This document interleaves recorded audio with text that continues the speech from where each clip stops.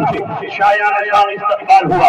میلاد کی محفل چل رہی تھی. مولانا صالح کمال نے کہا حضور جب آپ آ ہی چکے ہیں تو تھوڑی دیر تقریر فرما دیں تاکہ بیان مجلس اپنے اختتام کو پہنچ جائے اور آپ کے بیان سے ہم لوگ محسوس ہو جائے. اعلیٰ حضرت امام احمد رضا کھڑے ہوئے اور عربی زبان میں کتاب و سنت کی روشنی میں تقریباً 2 گھنٹہ مسلسل علم غیب مصطفیٰ تقریر فرماتے رہے. اعلیٰ حضرت تقریر فرما رہے ہیں اور علماء جھوم رہے ہیں.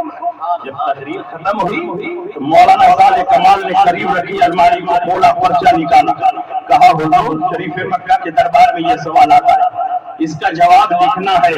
اچھا ہوا کہ آپ تشریف لائے, جو تقریر آپ نے فرمائی اسی کو لکھ. اعلیٰ حضرت امام احمد رضا فرماتے ہیں کہ اس موضوع پر احمد رضا کا قلم چلے گا تو پوری تفصیل اور تحقیق کے ساتھ لکھا جائے گا. انہوں نے کہا حضور اتنا موقع نہیں ہے, آپ نے جو تقریر فرمائی ہے اس میں سارے جوابات موجود ہیں, اسی کو ہی تحریر میں لایا جائے. اعلیٰ حضرت نے فرمایا کتنا ٹائم ہے, کہا 2 دن, کہا چند گھنٹوں میں احمد رضا علم غیب مصطفیٰ کا ایک ایسی عظیم الشان کتاب لکھ دے گا کہ صبح قیامت تک وہاں کا جواب نہیں دے پائیں گے.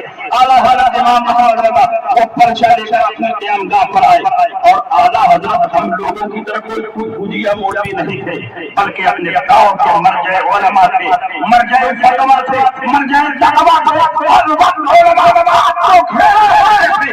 کوئی حدیث کی اجازت, کوئی فقہ کی اجازت, کوئی دعا تعبیر, کوئی مسائل پوچھ رہا ہے. کب اعلیٰ حضرت کو فرصت ملے کہ آپ کتاب لکھیں, اور اسی میں اعلیٰ حضرت کو بخار آ گیا. اسی شدت بخار میں اعلیٰ حضرت نے قلم اٹھایا, اللہ کی رحمت اور رسول اللہ کے دربار پر بھروسہ کر کے اعلیٰ حضرت نے علم غیب مصطفیٰ کا قلم اٹھایا ہے تو مجموعی طور پر 4-8 گھنٹے میں دعوت المعلیہ المادہ غیبیہ کے نام سے اعلیٰ حضرت نے ایک ایسی شاہکار کتاب تصنیف فرما دی کہ جب یہ کتاب شریف مکہ کے دربار میں پڑھی جا رہی تھی تو شریف مکہ نے برجستہ سنیوں کے حق میں ڈگری دیتے ہوئے ارشاد فرمایا اللہ وہؤلاء یمنعون. اللہ اپنے حبیب کو غیب کا علم عطا فرماتا ہے اور یہ وہابی کا انکار کرتا ہے. نعرہ تکبیر, یہ امام احمد رضا کی شان ہے. اور جب اعلیٰ حضرت دولت المکیہ کی دولت لے کر بمبئی آئی, پانی کے جہاز سے گئے تھے, پانی کے جہاز سے آئے, اور مفتی برہان الحق صاحب جبل پوری اعلیٰ حضرت کا استقبال کرنے اپنے والد مفتی عبدالسلام اسلام کے ساتھ بمبئی ہوئی. کورونا کسائی واڑہ میں اعلیٰ حضرت کا قیام تھا. چند دن اعلیٰ حضرت کے ساتھ رہے اور ایک دن اعلیٰ حضرت نے اپنی باطنی کشش کی بنیاد پر فرمایا کہ برہان میاں تیار ہو جاؤ, باندرا چلنا ہے. اور باندرا کے مجذوب صاحب سے ملاقات کرنا. باندرا کے ساحل پر ایک خانقاہ تھا, اس میں ایک مجذوب تھے اور ولی کو پہچانتا ہے. اعلیٰ حضرت جس شہر میں جاتے ولی کو خوشبو بتا دیتی کہ یہاں ولی آرام فرما ہے یا فلاں خانقاہ میں ولی موجود ہے. اعلیٰ حضرت مفتی برہان الحق اور مفتی عبدالسلام پڑے چلے ادھر اعلیٰ حضرت نکلتے ہیں اور جب مجذوب کو اعلیٰ حضرت کی خوشبو محسوس ہو رہی ہے, فرماتے ہیں بہت بڑے عالم مجھ سے ملاقات کے لیے تشریف لا رہے ہیں, اس لیے تم لوگ ان کے استقبال کی تیاری کرو. نعرہ تکبیر, نعرہ رسالت, کرسی حضور صدر الشریعہ, آمد سرکار غیاث ملت, فیضان سرکاران کالبی شریف. نعرہ تکبیر, نعرہ رسالت, مسلک اعلیٰ حضرت. نعرہ تکبیر, نعرہ رسالت, حضور غیاث ملت. نعرہ تکبیر. آپ حضرات تشریف رکھیں.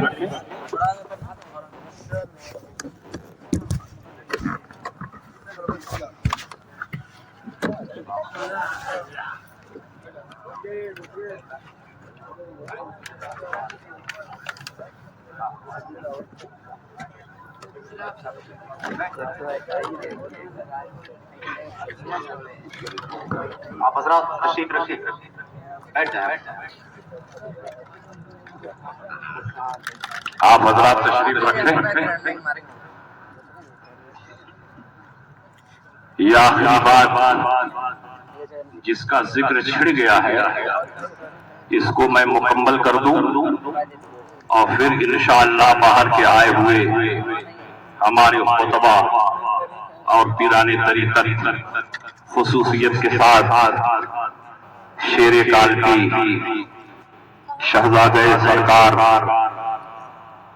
فضل الرحمت اللہ کالپی اور اولاد رسول فرزند بطول حضرت علامہ سید غیاث الدین صاحب قبلہ دامت فیضہم، آپ ان کا ورانہ انگیز اور بصیرت افروز خطاب عن قریب سماعت۔ حضرت علامہ مفتی اختر حسین علیمی وہ بھی تشریف فرما ہے اور انشاءاللہ آپ ان کا بھی خطاب نایاب سنیں گے اور انشاءاللہ حضور گلزار ملت کے نورانی کلمات سے بھی آپ محظوظ ہوں گے اور اخیر میں حضور محدث کبیر اپنی دعائیہ کلمات سے ضرور آپ کو مستفید اور مستنیر فرمائیں گے۔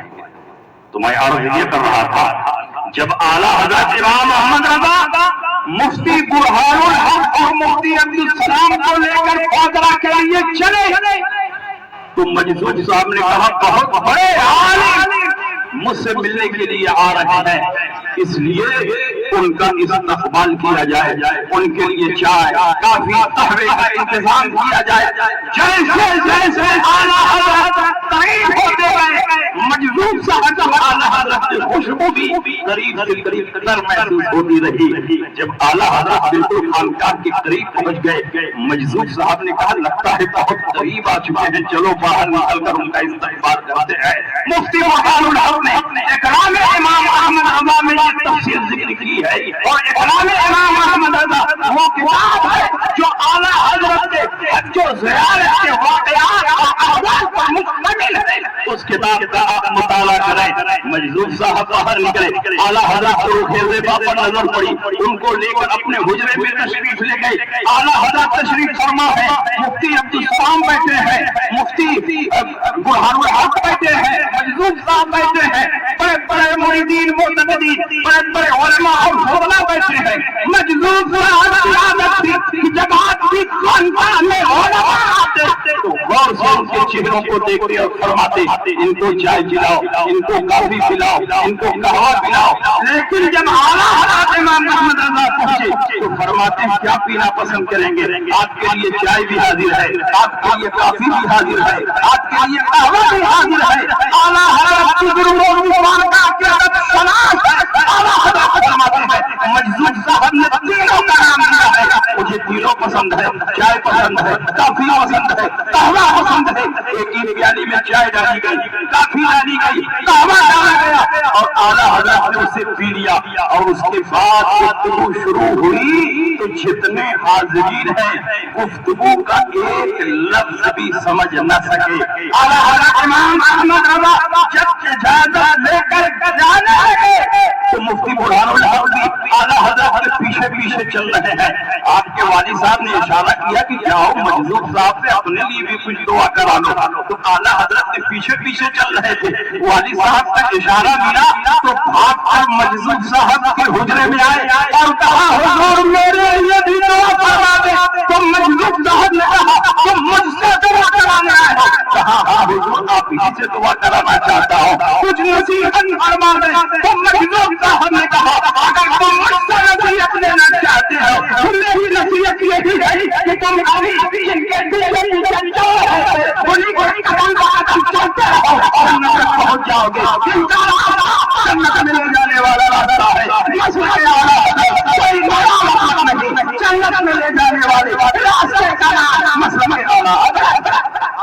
اس لیے آپ پوری مضبوطی کے ساتھ مسلک اعلیٰ حضرت پہ ڈٹے رہو اور مسلک اعلیٰ حضرت آپ سے ڈیمانڈ کرتا ہے، مطالبہ کرتا ہے کہ دین کے دشمنوں سے دوری اختیار کرو اور اللہ رسول کے جو دوست ہو ان کی صحبت میں بیٹھو اور یاد رکھو اگر تم پر مذہبوں سے میل جول رکھو گے تو ایک وقت وہ بھی آ رہا کہ ان کی مذہبیت کا تمہارے دل و ایمان پر اتنا اثر پڑا کہ تم بھی گمراہیت کے دندل میں گرنے لگو گے۔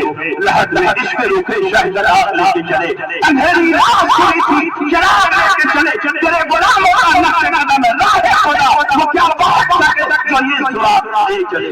وآخر دعوانا الحمدللہ.